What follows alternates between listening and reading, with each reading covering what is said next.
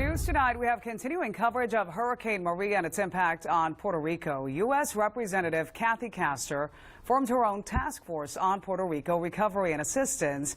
Well, today she met with members of that group in hopes of dealing with some of the challenges that still exist for families moving to our state.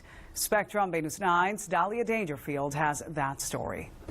The task force discussed the challenges with finding jobs, with learning the English language and the barrier that comes with that. They talked about problems with transportation, getting kids who live in hotels to and from school. But the biggest issue, the primary focus, is housing.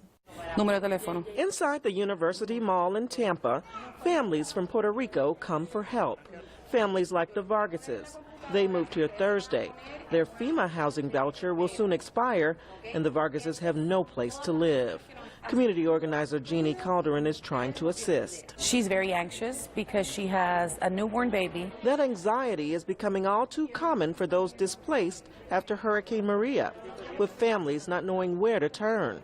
Calderon sees it all the time. For a lot of people, the emergency is over, and to me, it just started. That's why Friday, Congresswoman Castor met with community, school, and county leaders in hopes of finding relief.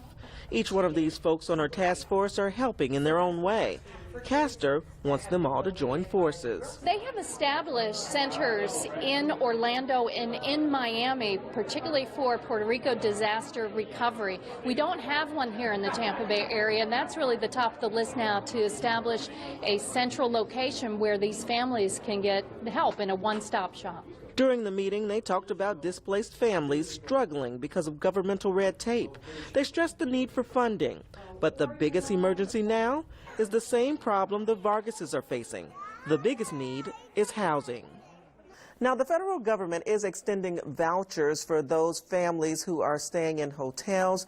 But with the Bay Area already experiencing a housing crunch, the housing problem could be an issue for some time.